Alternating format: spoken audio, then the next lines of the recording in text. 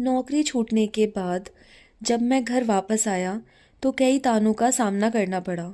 दोबारा से परिवार के माहौल में ढलने में मुश्किल भी हुई, पर सबसे ज़्यादा तकलीफ तब हुई जब घर वालों ने मेरे पलंग को ही बेच दिया। तब मेरे बड़े भैया ने मुझे कुछ पैसे दिए कि मैं एक नई खाट ले आऊं, मगर जितने पैसे थे उसमें एक पुरानी खाट भी नहीं आ सकती थी। दुकान पर पूछने गया तो वहां भी उतने में कुछ नहीं मिला। पर दुकान के बगल वाले घर से एक आदमी जो लगातार मुझे देखे जा रहा था बाहर निकला और बोला कि मेरे यहाँ पुरानी खाट पड़ी है, सस्ते में दे दूंगा। उसने खाट दिखाई तो वो एकदम सही हालत में थी, नई जैसी ही थी। पर उस आदमी ने ज़्यादा पैसे नहीं मांगे।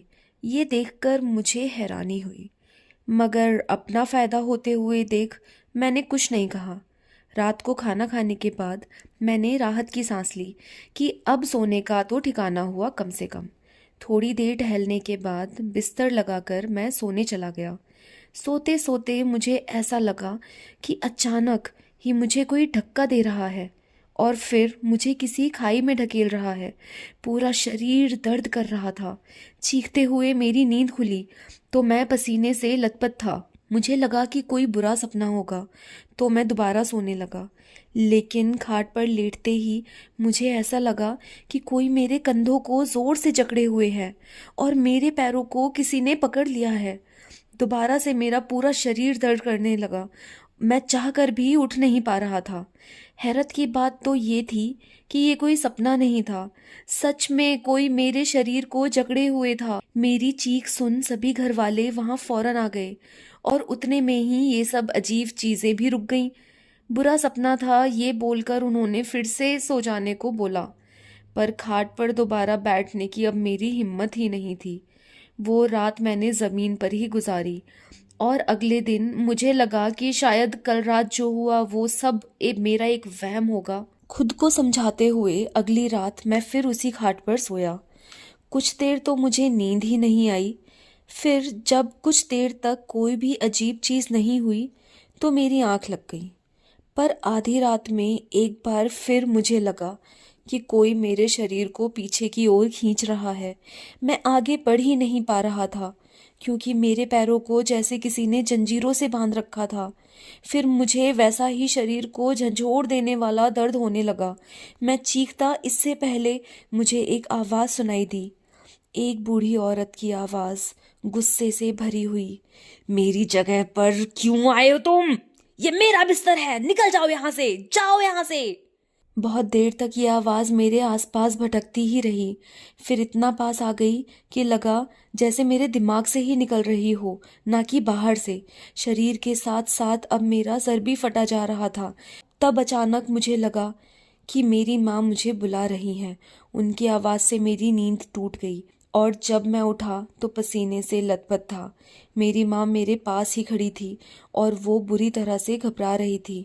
जब मैंने अपने पैरों को देखा तो मेरे पैरों पर रस्सी और खरोंचने के निशान दिखे तो मैं भी चौंक उठा। मैं समझ गया था कि जो मैं महसूस कर रहा था वो कोई सपना नहीं था। सुबह होते ही मैंने उस खाट को उठाया और बाहर फेंक आया। कुछ देर बाद वो खाट वहां थी ही नहीं। जरूर ही कोई उसे उठाकर ले गया होगा। अगली रात भी मैंने जमीन पर ही गुजारी, लेकिन उस खाट का ख्याल मुझे सोने ही नहीं दे रहा था। थोड़ी देर नींद लेकर सुबह उठा तो उस खाट के साथ एक आदमी भी घर से बाहर मिला, जो कि गुस्से में भरा हुआ था कि आखिर क्यों मैंने इतनी खतरनाक खाट यूं ही खुले में बाहर छोड़ दी। दर्द और बुरे सपने क्या कुछ नहीं देती ये खाट। ये सब बोलकर वो खाट वहीं छोड़ गया। मुझे इतना तो समझ आ गया था कि ये मेरा वहम नहीं था और इस खाट में वाकई कुछ गड़बड़ है। मैं उस खाट को अंदर ले गया और दोबारा उस पर सोने का सोचा ताकि पता कर सकूं कि आखिर वो आवाज़ किस बूढ़ी औरत की थी। लेकिन ये मेरी जिंदगी की सबसे बड़ी गलती थी।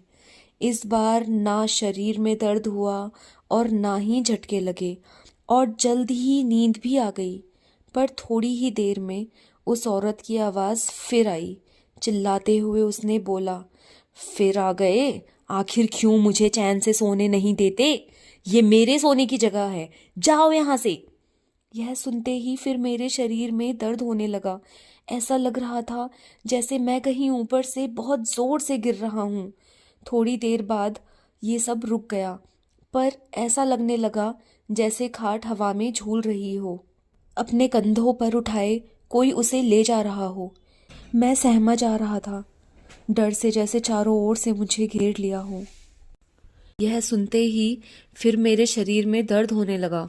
ऐसा लग रहा था जैसे मैं कहीं ऊपर से बहुत जोर से गिर रहा हूँ। थोड़ी देर बाद ये सब रुक गया, पर ऐसा लगने लगा जैसे खाट हवा में झूल रही हो, अपने कंधों पर उठाए कोई उसे ले जा रहा हो। मैं सहमा जा रहा था, डर ने जैसे चारों ओर से मुझे घेर लिया हो। मैं नींद में था, फिर भी सब महसूस कर पा रहा था। अचानक मेरी सांसें घुटने लगी। मैंने सर नीचे करके देखा तो खाट के चारों ओर आग लगी हुई थी। मैंने चिल्लाने की कोशिश की, मगर गले से आवाज ही नहीं निकल रही थी। लेकिन उसके कुछ ही पलों बाद मेरे हाथ और पैर आजाद हो गए। मैं तुरंत उठकर बैठा, लेकिन मैंने जो देखा उससे मेरे रोंगटे खड़े हो गए। एक डरावनी सी बूढ़ी औरत ठीक मेरे सामने बैठी थी। उसे देखते ही मैं चिल्ला उठा और मेरी नींद टूट गई। हांफते हुए मैं चारों तरफ देखने लगा। सब एकदम नॉर्मल था, बस मेरे पूरे शरीर पर घाव थे। मैं समझ चुका था कि ये किसी बूढ़ी औरत के सोने की जगह थी, जो शायद अब इस दुनिया में नहीं है, लेकिन फिर भी उसे यहीं सोना पसंद है। अगली सुबह मैं दोबारा उस खाट को उसी आदमी को दे आया जिससे इसे खरीदा था। उसे इन चीज़ों के बारे में बताया तो ये मालूम हुआ कि उसकी माँ ने कुछ ही दिन पहले इस खाट पर दम तोड़ा था। उसके बाद से वो खाट उसने अपने कमरे में ही खाली पड़ी रहने दी, ताकि उसकी माँ अब चैन से सो सके। चाहे जो भी हो, मैं उस खाट के भयानक एक्सपीरियंस को कभी नहीं भूलूंगा।